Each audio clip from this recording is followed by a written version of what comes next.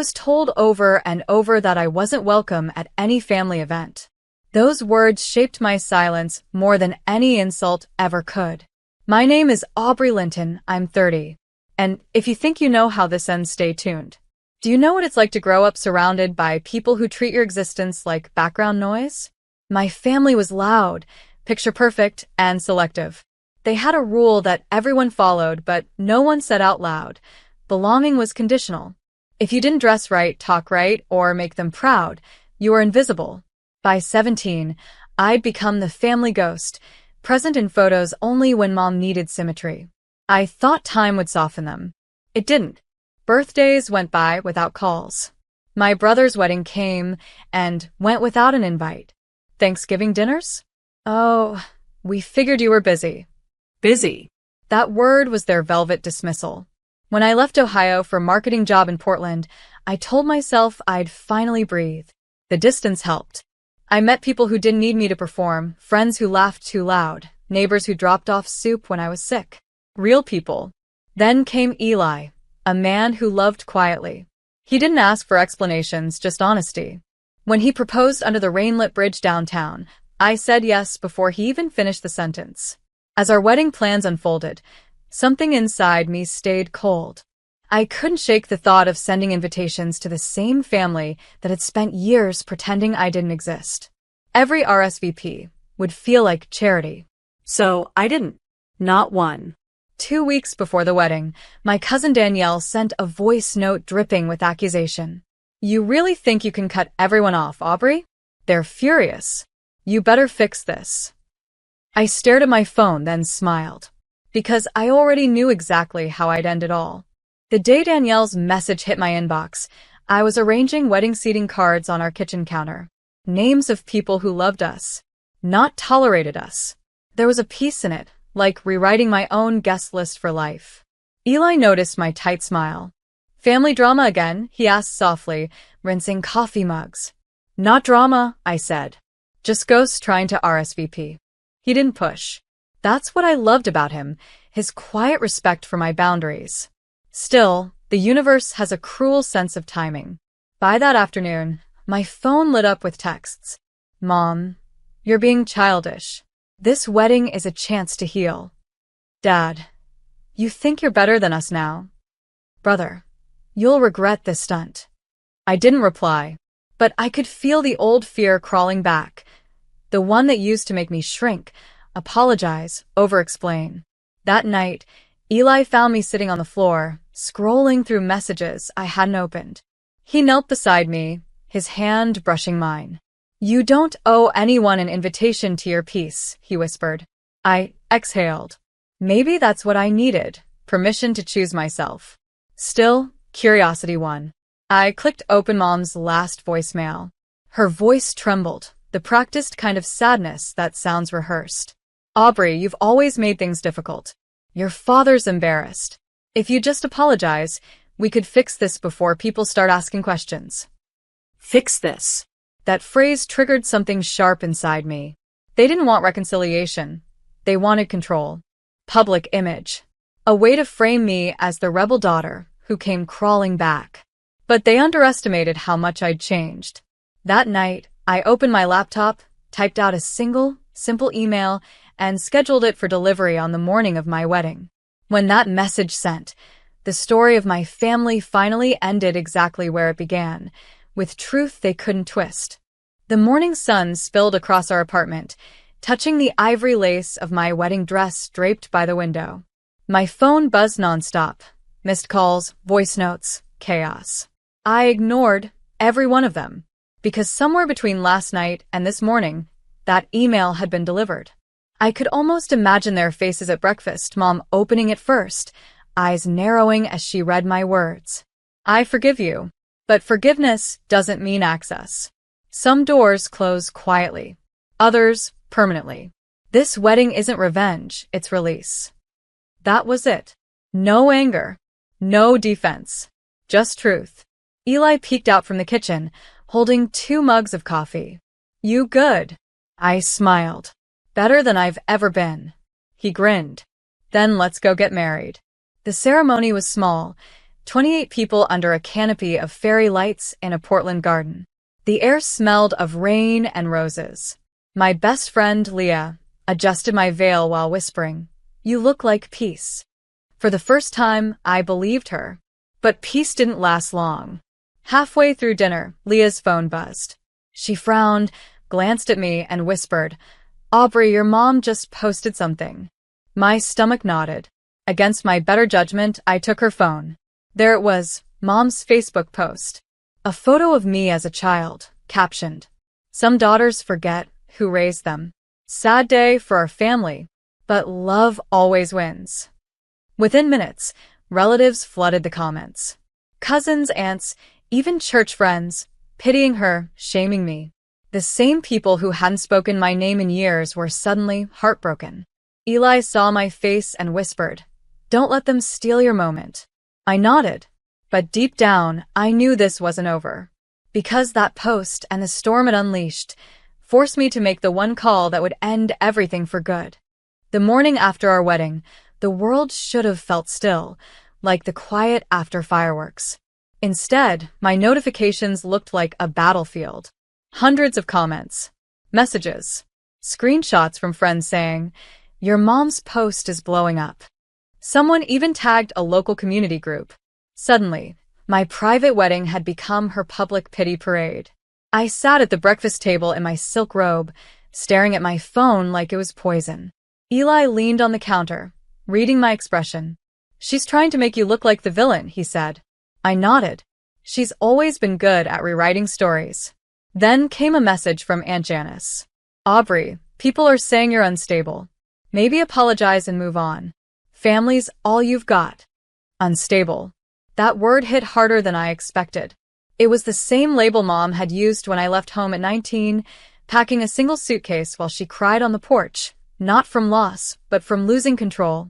I locked my phone and walked to the balcony, the air cold against my bare feet. Down below, the city hummed, normal, unaware that my childhood was trending under hashtags about ungrateful daughters. Eli came up behind me, wrapping his arms around my waist. "You don't have to fix what you didn't break." I closed my eyes.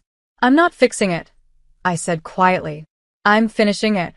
By noon, I had made up my mind. I called a local event coordinator, someone who worked on corporate PR crises. She owed me a favor from a past project. "Hey, Claire," I said. "You still handle social media cleanups?" "Of course," she said. "Whose mess are we erasing?" I hesitated for a beat, then smiled. "Mine." "But not how you think." Because the call I made that afternoon wasn't about revenge, it was about exposure. And by the time my family realized what I'd done, their own words would bury them far deeper than mine ever could. Claire didn't need much explanation. She'd seen my mother's post. "Classic manipulation campaign," she said, her voice dry. "If you give me a few hours, I can trace every account sharing it. We'll see who's behind the push." By late afternoon, she called back. "You might want to sit down for this." I was in the living room, wedding flowers still in vases, my veil folded neatly on the sofa. "Go ahead," I said. "It's not random. Your mom's been feeding screenshots and emails to a local blogger, one of those family gossip sites that loves drama. She sent them pictures, private stuff, and they're prepping an article." My throat went dry. "She's trying to ruin my name." Claire's voice softened. "Not if we get ahead of it. You still have that photo collection from when she threw you out?" I did. "Years ago, after Mom told people I'd walked out ungrateful, I'd saved the eviction notice she'd taped to my door, the text messages, the police report she filed claiming I'd threatened her, just to justify her lie." "Send them," Claire said. "We'll build your side. Calm, factual, professional. No anger, just receipts." When I hung up, Eli was watching me. "You're really doing this?" "I'm done hiding." He nodded slowly. "Then do it right. Tell the truth, not for them, but for you." So I did. I wrote a letter, one long, calm message, and sent it to the same blogger my mother had used. I attached my documents, timelines, and photos. I told them I wasn't asking for pity, only fairness. Within hours, the blogger replied, "We've reviewed everything. Thank you for trusting us. The story will be updated. The next morning, the headline changed. Daughter speaks out. Family lies, love, and the price of silence. By noon, the comments turned. People saw through the act. My mother's sympathy collapsed under the weight of her own words. And for the first time, the silence around my name wasn't shame, it was peace. By the next morning, my phone looked different, quieter. No new insults.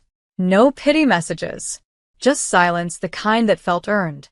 Mom, however, wasn't done. Around 9 a.m., she called from an unknown number. I let it ring out, but she left a voicemail. Her voice was brittle, trembling with fury.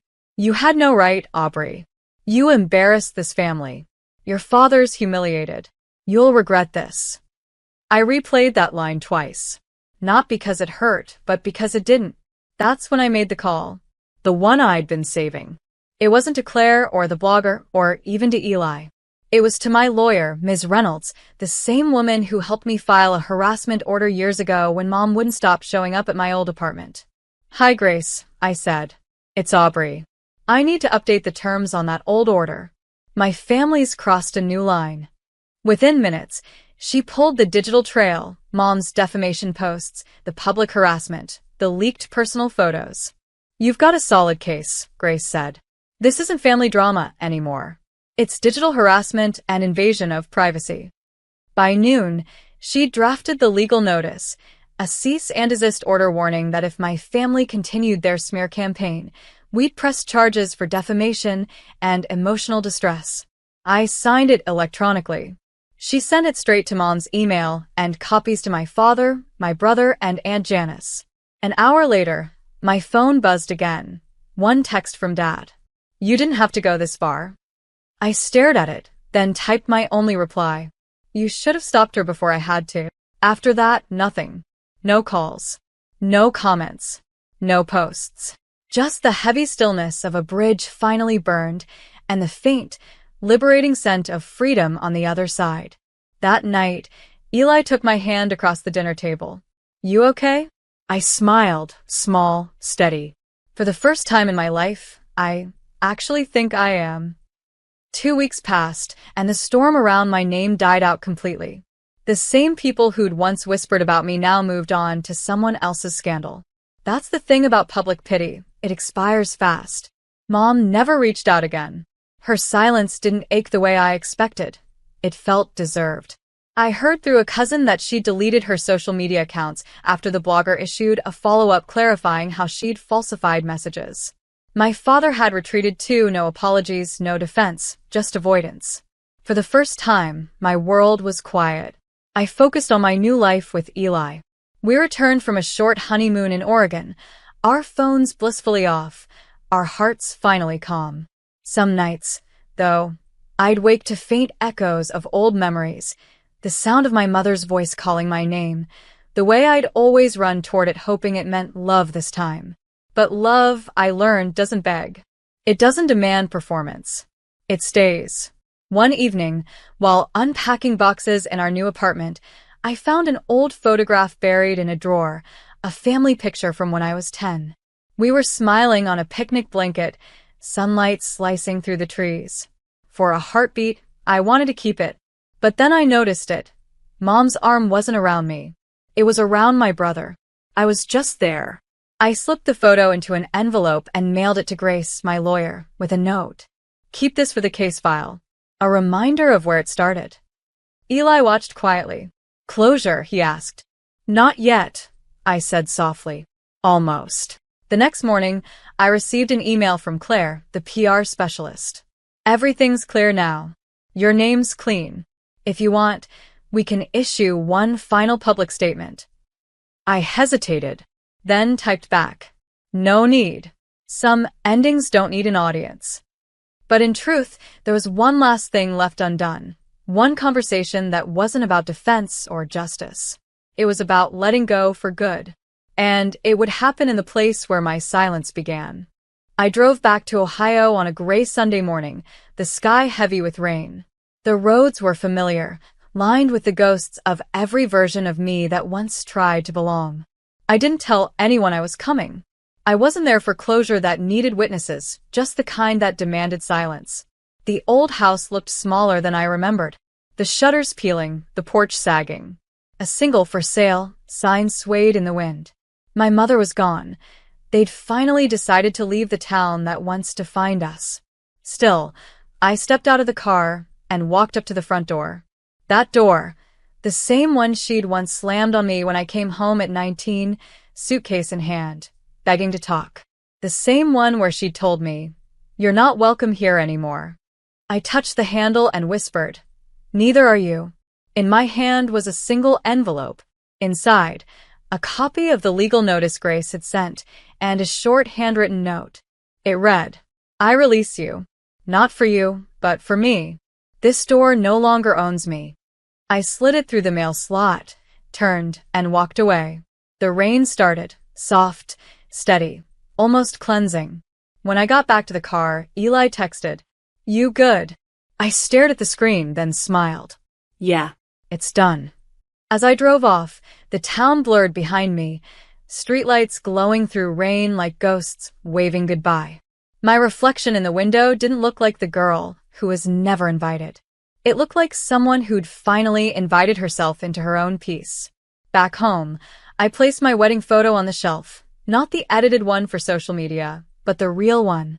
Me and Eli laughing mid-dance, my veil tangled, joy unpolished but real.